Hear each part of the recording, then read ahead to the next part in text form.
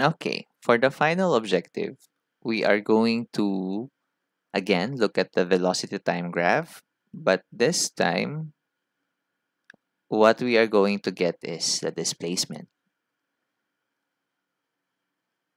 How do we do it? We are going to look for the area under the velocity time graph. So what do I mean by this? Again, let's just draw first a velocity time graph like this. Now, if the object is traveling at constant velocity, yung graph niya ay ganito. It's a horizontal line. We notice na mayroong nabubuong figure, di ba? May nabubuong shape or area under the graph. And in this case, it's a rectangle. What is your formula for a rectangle? It's base times height, di ba? This is your base, your time is the base,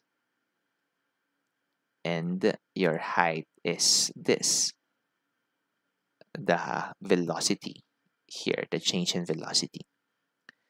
So base times height. What's the unit for velocity here? Let's say it's meter per second. What's the unit for time?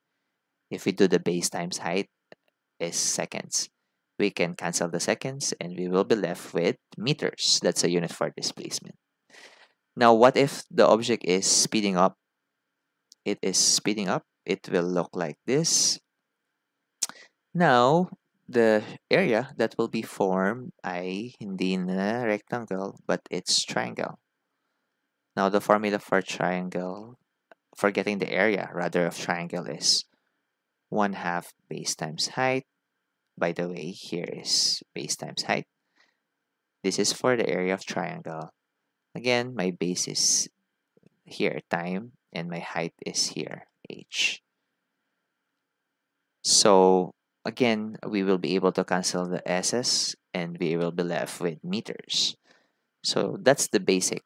That would be the logic of bakit kaya nating ma-compute yung displacement from the velocity time graph. Okay, let's look at some examples.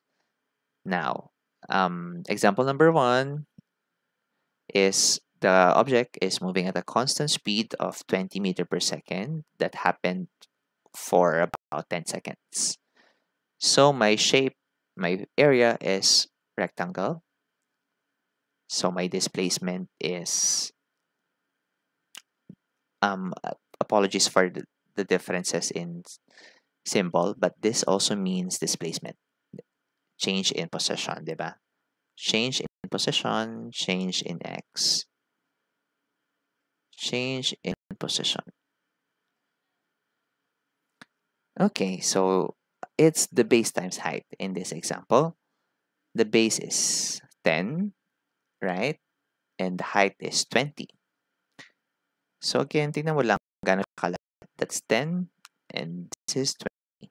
So 10 times 20, my displacement is 200 meters. In other words, nung nag-travel yung object at a constant speed of 20 meter per second sa loob ng 10 seconds, well, nakarating siya ng 200 meters starting from 0. And that makes sense kasi 'di ba? 20, 1 second, 2 second is another 20, 3 second is another 20. That's already 60 meters hanggang makarating siya sa 10 seconds. So makaka 200 meters talaga 'yan. Okay, now we have something different. The graph is sloping upwards. My velocity is increasing from 0, nakaabot siya ng speed 20 meter per second. The area enclosed by the graph is a triangle, so my displacement is 1/2 base times height. Again, ganito kalapad, it's still 10. Ganito kalangkad, it's still 20. So, formula, kalahati ng 10 is 5. 5 times 20 is 100. So, the displacement is 100.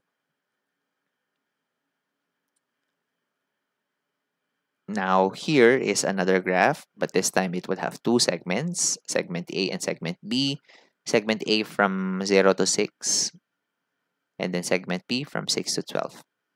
So, yan. the first area is a triangle and the second is a rectangle. This is going to be exciting.